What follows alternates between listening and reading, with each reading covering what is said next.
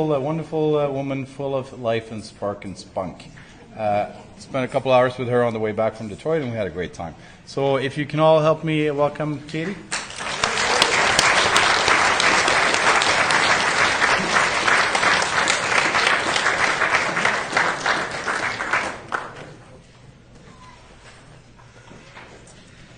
Hi, y'all.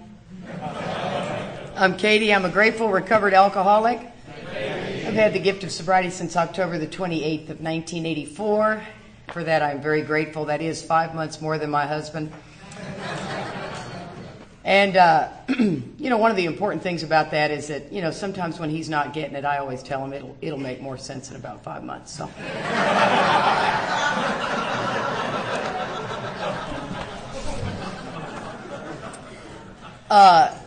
It is such an honor to be here, and I want to thank everybody for inviting us. I know it was supposed to be Mark that was here, but I got to tell you, in the 4 years that I knew Mark Houston and absolutely loved the man, he absolutely changed Charlie and I's life. He would want us to be here. If he could have said, you know what, Chris, I had no intentions of dying, but since I did, bring Katie and Charlie. I do know he'd say that. He absolutely loved us, and we loved him, and we always were trying to make Mark a social butterfly. If you knew Mark very well, he wasn't a social butterfly, and Charlie and I were determined to get him in the parade. And he's a wonderful man, but I am very honored to be here with Chris and with my husband, and I love Alcoholics Anonymous with all my heart. You are my people. I feel at home in anything to do with Alcoholics Anonymous is where I feel at home. And one of the things is, guys, the book does say, for me to tell you what I was like and what happened and what I'm like now. I always feel like that means what I was like without God in my life, what happened and what I'm like now. I don't tell a lot of my drunk story, mainly because there's a lot of humor in alcoholics' drunk stories, but I don't know that there's a lot of knowledge. Your story's the same as my story. I couldn't stop drinking. I know incomprehensible demoralization. Once I start drinking, I don't stop. And I love these weekends that have the big book involved because we can get into the meat of the work in that. But I do like to talk about what I was like as a kid, because if I believe that alcoholism has everything to do with me and very little to do with booze. If booze was is merely a symptom, I don't want to tell you how I drank. I drank like you drank. I drank till I got drunk, till I couldn't remember. Although mine were brownouts, is what Charlie and I realized. We had a long discussion on what do you consider a blackout. Only drunks would have that. And he goes, so you never blacked out? It's like, no. I go, the next day you had to kind of remind me of some stuff, but it came to me pretty quickly. I did wake up and think, how did I get here? And then I came through to it pretty quickly. But I didn't ever go, sometimes I hear drunk stories where, they went 3 days in a blackout. That was not my experience. Never was my experience. As a matter of fact, if you want to look at me as a kid, you take this same kid and you pour booze into me and you watch the difference in personality. Where the book talks about being driven by 100 forms of fear, I was so driven in life. That sense of entitlement was like my shield. Is I'm going to get it. I deserve it. Nobody else does. I better be the first one to do everything. And so that's what I like to talk more about, because when you take away the booze, man, there's that same personality still there. I was born in 1958. I'm 52 years old. I've got a beautiful 31-year-old daughter, 21-year-old son, a 3.5-year-old grandson. Let's just have a moment for that. We just went to Toy Story 3. Oh, God dang.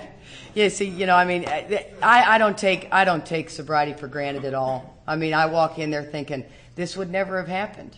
25 years sober, this would never have happened if I were still drinking. Never. Not a chance. My kids would never trust me with their children. And so I was third born, and I don't know about you guys, but if you're the baby of the family, you were tortured, yes? Let's hear it for the third borns. Come on. Come on. I do not want to hear it for the firstborn. Yeah. No, boo, boo. And the third-born child, right, is the tortured one, or at least I was tortured. My brother and sister loved me dearly, but the truth of the matter is, I was always kind of like, let Mikey try it. Let Katie try it. Let Katie try it. There's no baby pictures of me. There's no memories of Katie. By the time the third one comes around, Mom's tired, Dad's tired. Okay, yeah, she's around here somewhere. And so I figured out real quick that I wanted to be noticed, and I was going to jump on out there in life, right? There's two things when I look back and I look at alcoholism. You have those memories where you think, wow, that happened, and wow, that happened. You don't think those things when you're drinking, but when you get sober and you start waking up to this deal, a lot of things come kind of eye-opener for you. And there was two things that I look back at today. I clearly did not like the way I felt. There was something wrong, but I couldn't have identified what it was. I couldn't have identified it for many, many years, but I loved to hyperventilate. Did anybody else like to hyperventilate? Oh my God. And see, you're proud of it too, aren't you?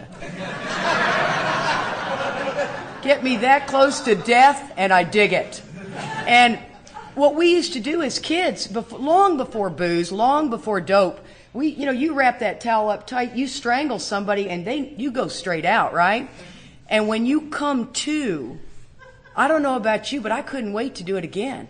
There was that euphoric come to moment where it's like, oh, dude, do it again, do it again, do it again.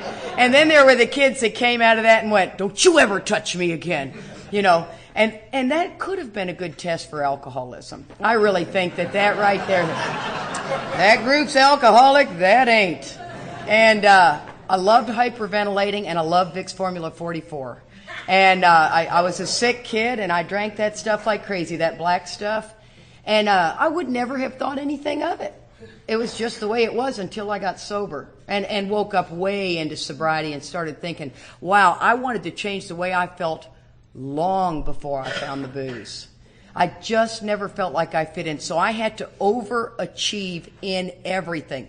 Now, the book talks about self-manifested in various ways is what caused our failure, right? If we're all in this same understanding that booze is not the problem. Now, booze will kill you. It doggone sure will. And I'll end up drinking and dying. That's a very big problem. But if booze is my problem, then why am I crazy in sobriety? Because it ain't the booze. The booze will end up killing me. Or I'll kill myself. See, I'll get so restless, irritable, and discontented, I'll end it. I got to figure out how to end it pretty fun, but I'll end it, right? And so when we talk about this level of self-manifesting in various ways, it's how does self show up? I mean, the person who sits there quietly and drinks at home and the person who's got to drink outside in the club, their personalities may be very different. It's just how they're manifesting. Doesn't mean that there's any difference in the allergy and the mental obsession, right? We got to get down to those causes and conditions and really unfold all that. Well, my old ideas are getting ready to be pretty obvious to you. As a kid, I'm third born, I'm driven. I am driven to be noticed in the world, right? And that kid is the pain in the ass. How many of y'all have given birth to that child? Oh, yeah. I mean, that one kid, the kid where you go, my God, this kid's going to drive me crazy. Well, that was me. I mean, I was that kid. We're tooling along in life, and my dad's booze in my household was fun. I mean, my dad was an ex-football player, ex-professional football player, played for the Steelers. He was a party boy. When we had alcohol, it was always around parties that he and my mother had, and we had the entire Buffalo Bills team over one time. And I mean, alcohol represented fun. I don't know if you guys experienced that, but in AA you hear a lot of tragedy. Booze and dad beat mom, and man, that was not my experience. Alcohol always equaled fun. And so I just saw it as an enhancement, that's what it was. I tried my first drink around 11, started drinking heavier at 12, right? I mean, you had the open bar at home. And, but around 9 years old, I was 8, And my mother got sick. And the next thing you know, it's back in the 60s, 1966, for you guys that were around. There was, in the hospitals, kids weren't allowed in the hospitals. There was 3 channels on TV. There was no internet, no cellular phones. Your bicycle didn't even have a seat. Are y'all with me on that? Yeah. You're riding around with that tube sticking straight, that pipe sticking straight up.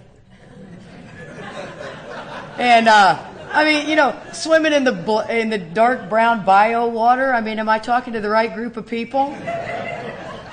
You dive in, you don't know where the bottom is, you don't know where the snakes are, you're just pulling through and coming out with twigs all in your hair. And, we just had a ball growing up. But the truth is that it was a different day and age back then, and my mom got real sick. And I remember my dad saying, we need to go see her, she's in the hospital. And it was like overnight. Now I find out she'd been sick for some time. Well, long story short, they take us into the hospital, and once again, kids weren't allowed in the hospitals, and childhood illnesses and all of that, and it was very eerie and very weird, and everybody's whispering, and I these are moments I remember clearly. And we walked in the room. She was a small woman, and I remember thinking, I want out of here. I don't have any recollection of how bad it was for my mother. Anything like that. I wanted out. Don't like this feeling. Get me out of here. Now, most people would say, well, that's a kid. That's not my sister's experience. My sister's experience was very much on how she could help my mother.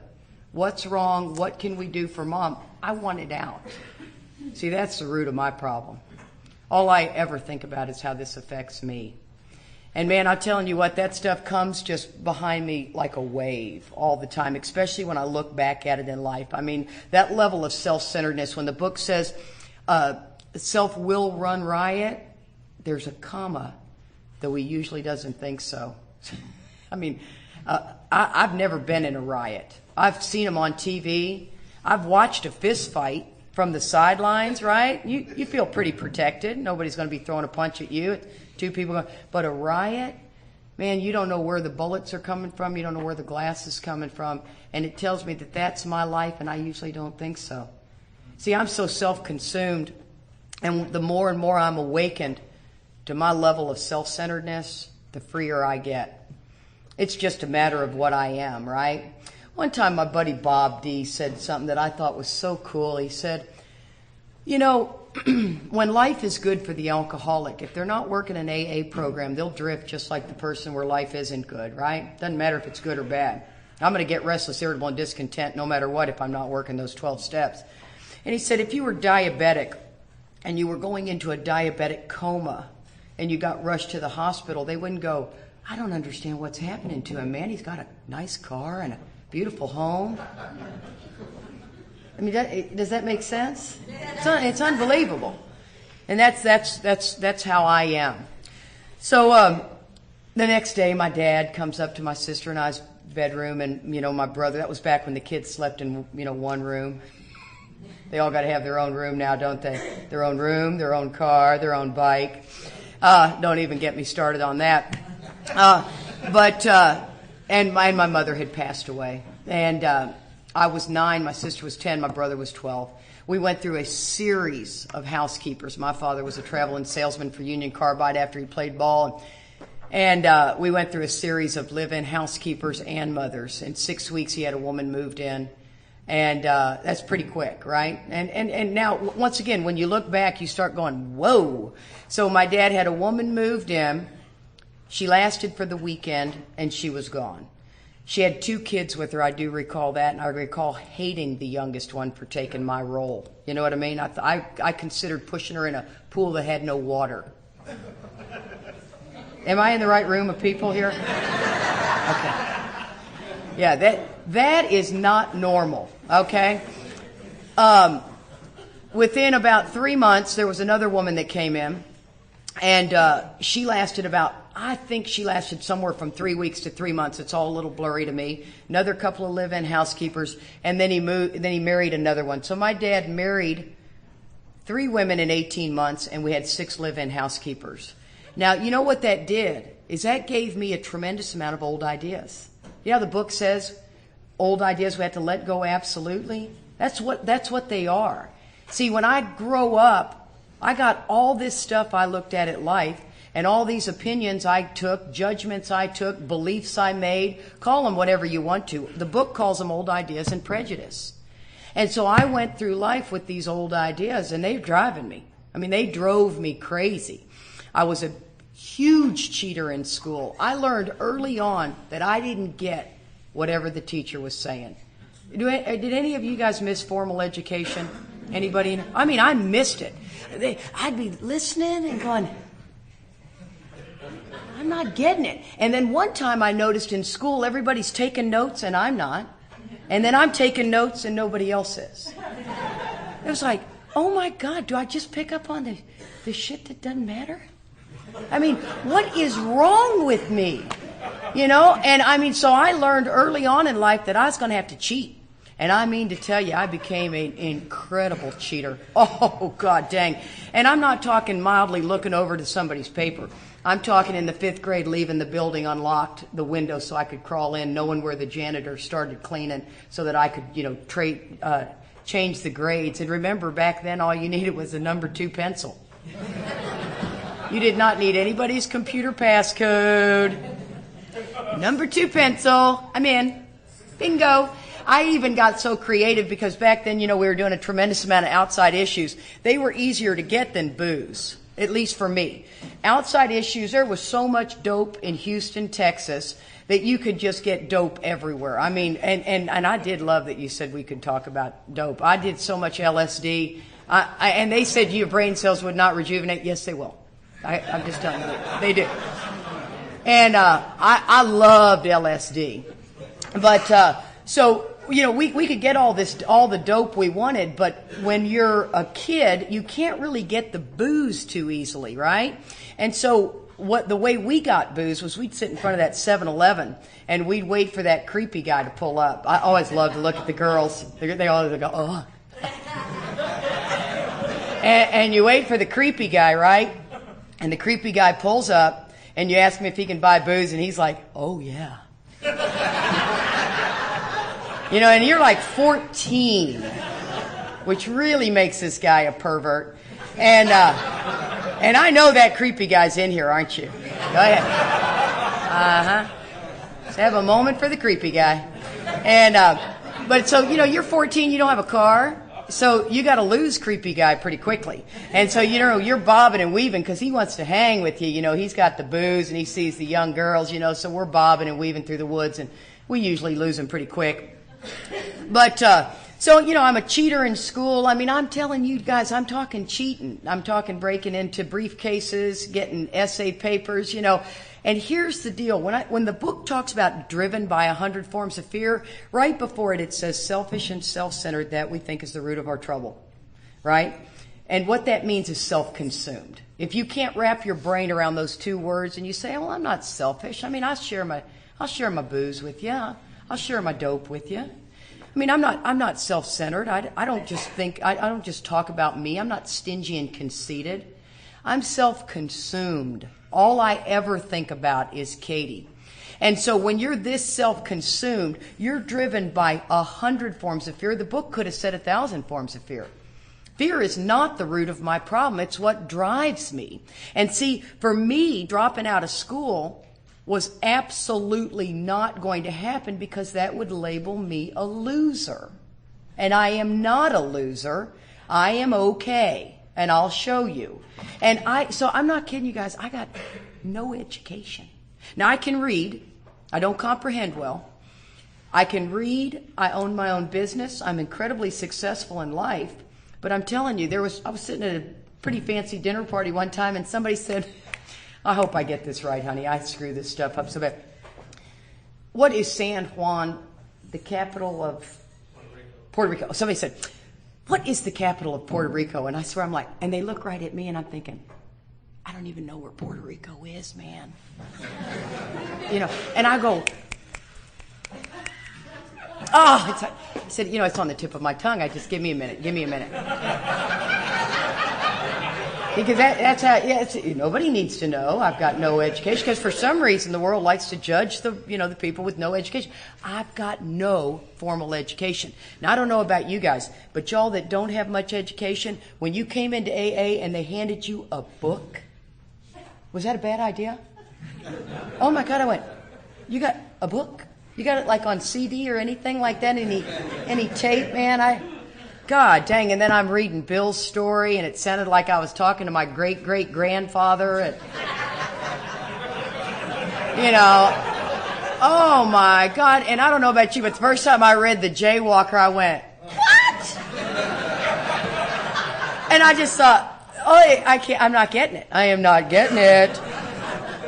But, and so that's what I'm talking about, though. I'm driven. So I leave home when I'm 15, right? My father and I are just bucking heads. Boy, we are just battling it out. I don't like rules. That level of sense of entitlement is unbelievable. Charlie and I are trying to get on the plane this morning. For some reason, they lost his reservation.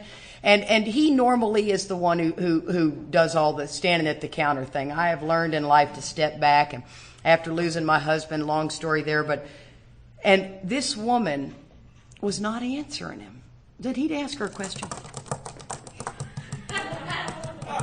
And he'd ask her a question, and I thought, I'm just going to reach over there and slap the shit out of her in a minute. I mean, I thought, I'm not going to Canada. I am not just, and I thought, oh my God. I mean, to walk me off the ledge from that moment, are you with me on that? I mean, down, flicker. When it says pause when agitated, if you're not working an active AA program, that's a crapshoot. You know what I mean? And thank God I'm working an active AA program. But okay, so you've got an idea. So this influenced my old ideas. Left home at 15, still finished school. I was most popular. I had to be everything. And I'd like for you to think I am the most popular of the two boys, if there's any sort of voting that's going on at the end of this deal. So this is Katie driven, okay? When I found that booze, that is the only thing that gave me this booze and dope, man. Oh my God. So by the time I overshot the mark, right? And we all know what that looks like. I ended up having a child when I was 21 and, trying not to drink and do drugs when you're pregnant. You boys don't know what you're missing there. All of a sudden you talk about guilt, shame, and remorse. You try not to be, doing tons of dope and tons of drinking when you know you're growing a baby. It's tough. And I didn't do it. I tried to do the best I could, but when we walk that all the way down, it gets so ugly. And what I ended up realizing is this has gotten out of hand. This drinking and drugging is out of hand, man. I have got to stop. And that's the program I led. I did a program based on the abstinence of drugs and alcohol. I really, really thought, take that away, and I got it from here, man. I stumbled into AA, met a boy, got married, loved him to death. We were married for 20 years. Go figure, huh? Most people, he had 6 years, I had 10 minutes. That's a good match. The whole AA, home group is like, oh, let's watch this one unveil.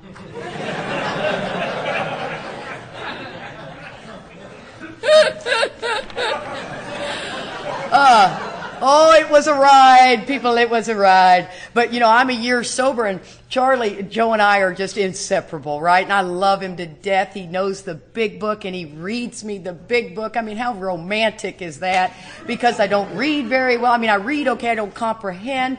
And so we're sitting in an AA meeting, and I got about a year sober. Joe has 7 now, and Charlie walks in and shares, and God dang, he's so damn funny. And I leaned over to Joe and I said, oh my God, we have got to get to know this guy. And I'm 26, Charlie's 28, and Joe's 30. And we're litter mates. So you know how that is. I mean, you guys know when you get sober, you got your people and you got your litter mates, and we're litter mates and we're inseparable, right? We're doing, come over to Charlie's house and we barbecue every night. We watch Miami Vice, if that's dating me at all. Joe and I's wedding was a Miami Vice wedding. Oh, yeah. And but we just loved Charlie, and Charlie loved us, and we all grew up together, you know. And that's like I tell you, that's the fellowship I crave. And Joe and I are tooling along, and we're pretty secure in AA. We're the couple that made it, right? Charlie would come over. Favela was another one of our buddies. He'd come over, and what ended up happening, guys, was at about 3 years, and listen to the dates because I think they're crucial. Charlie, I like to say how we are at 5 years and at 10 years and at 15 years. Charlie doesn't like it, so I'm going to honor that he doesn't like it and won't say it. May come out this weekend, but yeah, he told me that in the pool, and I thought, shut up. But I believe, okay, at 3 years, I don't believe the new guy gets the self piece. I just don't believe you get it. I believe you're asleep to the self piece. So you are living a life based on the abstinence of alcohol, right? And you're getting your life back together, and all of a sudden, man, you got the job, and you got the car, and you got the family, and everybody's back together, and you're just, you know, marching through life, and you become, or at least for me, I became the victim of the delusion that I could wrest satisfaction and happiness out of this world if I just managed well. I was managing my ass off, and I was a nice person. I'd let you in the line. Come on. You need it? Yeah. You need me to help you get with that? I'll help you get with that because I'm a nice person. Right? And that's what I thought that whole piece meant. Well, Joe says to me, Katie, I want to go back to church. And he always liked the Bible a lot. And I thought, you know, I just didn't dig it. I didn't have a bad taste in my mouth. I just didn't dig it. I was raised Catholic, and they were still doing the Latin thing, and I said, I'll tell you what, you go to church, and if you really dig it, I'll go to church. And so he came home. He goes, I really like it, Katie, man. They got a big old screen. It's non-denominational. It's young people. It's really happening. Okay, I'll give it a shot. So I go in there, you know, and I mean, we are singing and doing the hand waving thing. And, you know, I'd never done anything like that before. And I thought, I'm digging it, man. I'm liking it. And the next thing you know, we walk away from AA. 3 years, just kind of walk away. Now, I got 3 years, and he now has 9. We walk away from AA. Just kind of making meetings, still keeping our fellowship, right? This is how cunning, baffling, and powerful the disease of alcoholism is. He was a huge big book thumper. Huge. I mean, it's just shocking. So we get into church, and we kind of decide that the book says we need to, it says on page 14, it says imperative to work with others. How appallingly true for the alcoholic. For if an alcoholic failed to perfect and enlarge his spiritual life, for some reason I put a period there, it says, through work and self-sacrifice for others, he could not survive the certain trials and low spots ahead. So it's telling me I need to work with others. Well, I'm thinking I need to go to church to find this spirituality. Now, don't hear me wrong, and don't hear what I'm not saying for God's sakes. But what I did is I came to church and found Jesus.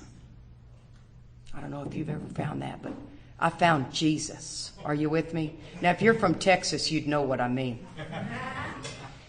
I found Jesus. And that is a very dangerous place for somebody who is not working a 12-step program, and now they have found Jesus. Because what ended up happening is I needed to come back and save you people. Because it was Jesus that you were missing. Oh my God, you guys. Somebody armed with just Jesus that's alcoholic and no 12 steps is a dangerous person. There is a great balance between the two, yes? You can have all the church you want. As a matter of fact, we encourage some sort of spiritual denomination of your choice. And Alcoholics Anonymous. But not just that. Otherwise, we just need to go to church, right, to find that spirituality.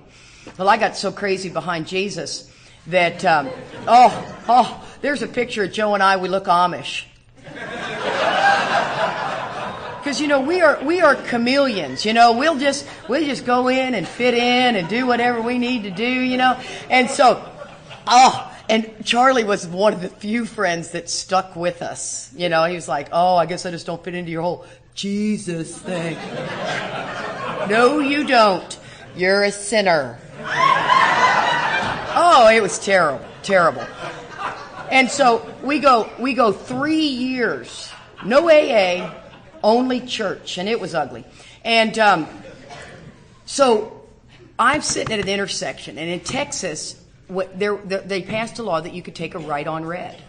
Now, I don't know if you guys can do that in your country. I don't know what you people do in your country. But, so, I mean, I don't know about you, but a right on red is better than any iPad, iPhone, iTunes, anything. You know what I mean? That was cool when that happened. And I'm sitting there at an intersection. I remember this like it was yesterday. And I am sitting there thinking, there is a woman in front of me. She is not taking a right on red. She has her blinker on. And I am going to shove her into the intersection to teach her a lesson under the name of Jesus. Yep.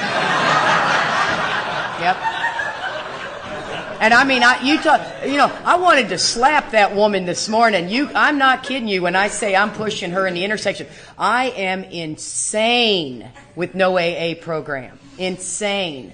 And I got about 100 more of those stories. Thank God I didn't do it. But I got home, I called Joe's in the house, and I said, I'm losing it, man. I am losing it. He goes, you know what? So am I. And I go, what are we going to do? We're starting to hate the church now. You know, they're a bunch of sickos, too. And, you know, every time we had a problem, we'd talk to the people in church, and they go, we are praying for y'all. And I think, well, come on, bring your stuff. They're, oh, no, we're praying for y'all.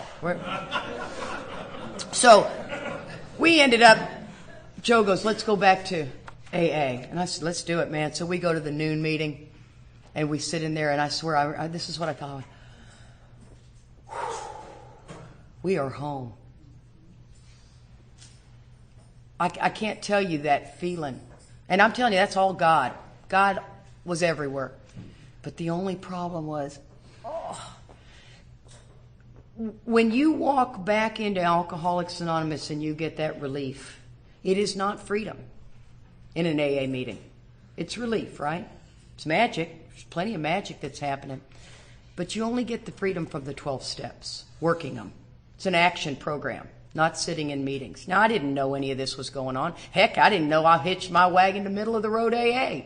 I didn't know I was doing meeting-based sobriety. But what Joe and I did from that day forth, we never touched our big book. We'd done the AA program. By this time now, I had 6 years. He had 9. We're long into this deal. And so we sat in Alcoholics Anonymous for 10 years, getting the relief, but not the freedom. Never even occurred to us to pick the big book up. And I'm sponsoring people. I know. I was a good life coach, people. You bring your problem to me and we'll talk about it. And I'll teach you how to set boundaries. Good boundaries. Oh, I know, isn't that terrible? I don't know what's worse, that or Jesus. And I'm a likable individual. I attract people to me. You know, I'm funny, I'm this, I'm that. Oh my gosh, you guys, it was just crazy. Well, then here it comes. You know, it says it's the highs and lows that come at us in life. Well, let me put it to you this way. Joe gets sick. All I can tell you is when he got sick, you talk about driven. Now, I'm the gal who will take care of everything, right, ladies? Are y'all with me? I can bring home the bacon, fry it up in the pan. You need a baby? Let's pop another one out. What do you need? What do you need? Come on. Bring it on. Bring it on. I mean, the insanity behind women is crazy on the level of what we think. I always love to look at the women on this one. They're like, oh, sister, I'm right again. Yeah, pregnant with twins, I can do it. I can do it, yeah. I sponsor a little gal who's a single mother, and she was pregnant with twins. I'm like going, what? I can do it? I'm like, oh my God. And she's doing it. It's unbelievable. But what we women take on, so I take on so much when I find out Joe is sick. I mean, I am doing all kinds of stuff, and we have no medical insurance. So you know what my best thinking is? Somebody says to me, I have the fitness profession I've had for years. Somebody says to me, you know, if you drive a school bus, you can get medical insurance like that. And I thought, I can do that. I love kids. I can do that. And so, oh my God, did you hear what I just said? Drive a school bus? Oh my God. I mean, at the time it sounded like a great idea. And then I am driving that big old tube down the road with 70 screaming kids, and I'm thinking, oh, I am in over my head. Oh, my God. I mean, oh, my God. You know, and you're watching everything in that mirror. You know, hey, hey, hey, hey, hey. Sit down. Sit down. You. Hey, where are your hands? Hands up in the air, buddy. Be touching that girl next to you. Oh, my God. I got so many bus stories, they would just crack you up. But I tell you, you know, when we're talking about that sense of entitlement, you screwed with me on that bus, and you know what I did? I just popped that stop sign out. I was like, go ahead, try to pass that baby now. I mean, I was insane. There was a little 16-year-old kid that would drive too fast past my bus. I popped that sign out. I got out of the car. I went over to him. He's eating a sucker, you know, and that stick sticking out. He goes, lady, you didn't have to get out of the bus. And I am just, you know. And all the kids are just, oh, my God, Miss Kate is losing it, man. See, when it talks about self-will run riot, oh, yeah, I don't think so. He's a little punk. So, when you're awakened, you get to see all of that stuff, right? Well, we're in the hospital. I got only 5 more minutes, but I want to wrap this up because this really gets wild. Joe finally goes to the emergency room. I said, Joe, listen, I'm driving that god dang bus. I'm pulling off 5 other, you know, things in the fitness business. I'm spinning plate after plate. And you've got to get into the doctor to find out what the hell is wrong with you, man. We couldn't figure out what was wrong with him. And one psychiatrist said, I think it's organic. What does that mean? You know, I mean, sometimes, you know, words, it's like, what does that mean? Well, that means something's growing in you. And so we get him into the emergency room, and this doctor comes in. I tell Joe, I said, whatever you do, you fail this test. We're getting a CAT scan. We are not leaving, because I'm thinking, I am not going to stay on that bus forever. We're getting a CAT scan if I got to push you in there and hit the button. And so he goes, I said, so when that doctor tells you, you know, touch your nose, touch your elbow, you know, when he says rub your head, rub your stomach, you know. So I'm giving all these tests. So we go in there, and the doctor goes, so you think something's growing in him? I said, yeah, the psychiatrist said something's organic, and the physician said, we need a CAT scan. And so, and he goes, Joe, touch your nose. And Joe goes, and he's like, touch your elbow. And Joe goes, and I thought, oh my God.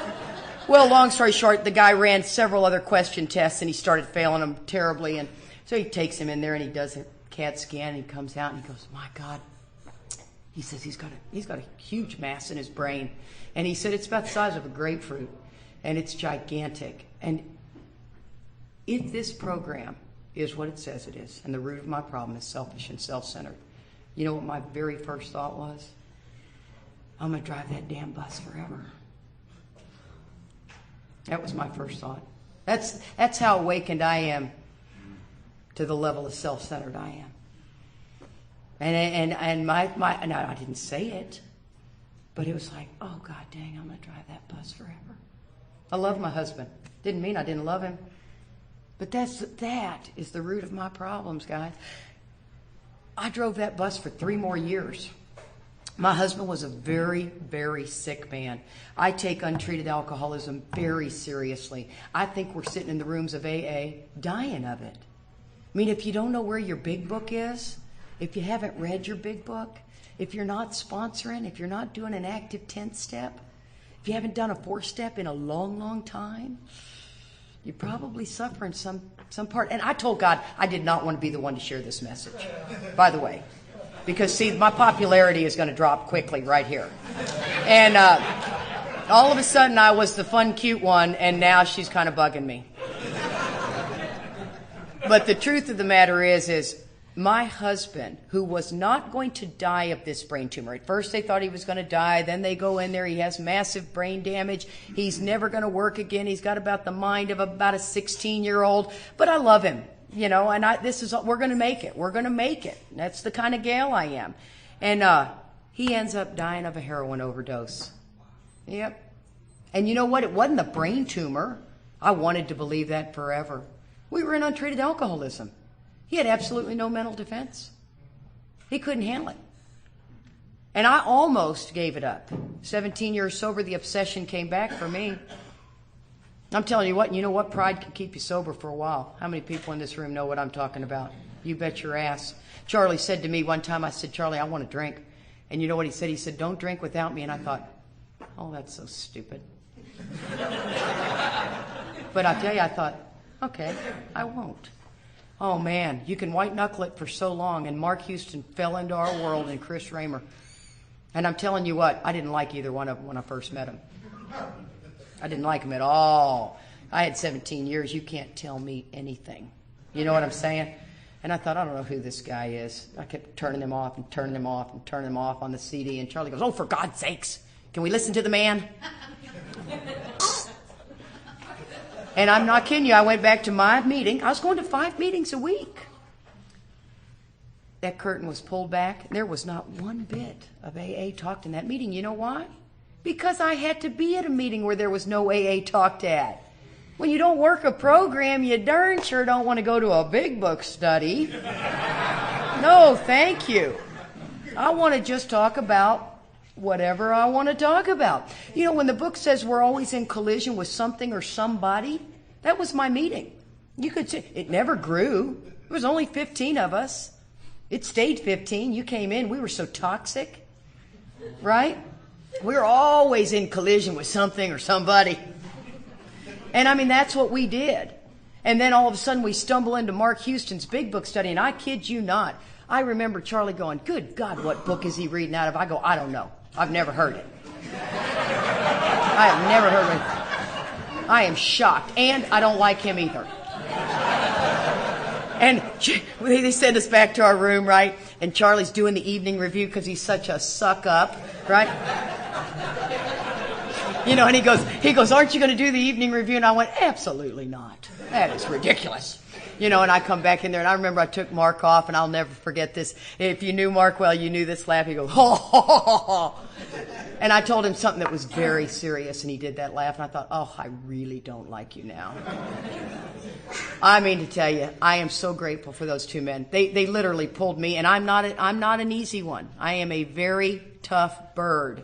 I got so much pride. I told you, you know, I left home at 15. I finished school. I am tough, tough, tough.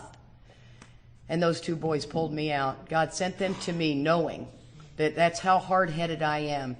And they pulled me out. And I got to tell you guys today, I work an AA program like you wouldn't believe. And as a matter of fact, when I know it's getting tough and I got that inner feeling of it just ain't right, I can't really figure out what's going on and I'm sick of looking at it, I throw myself so knee-deep into working with others. I probably sponsor 25 gals, man. I'm calling them. They're calling me. I don't miss a phone call because that seems to work when nothing else does. You know, the book says that. It says it works when nothing else does. You know what nothing else is? Calling my sponsor, blah, blah, blah, blah, blah. Right? Doing an inventory on it, kind of, sort of see it. Yeah, he's still bugging me. Okay. Right? I mean, all these things, I go, I'm not getting through it, man. I'm either self-righteous or self-pity. I flip between the two. And, I mean, it's terrible. It's terrible, terrible, terrible. You know what I'm talking about, right? You know that level of mental obsession behind whatever. Oh, my God. And so, I know I'm out of time, but I just want to tell you guys that I'm so looking forward to how all three of us work together this weekend. I do hope you vote for me.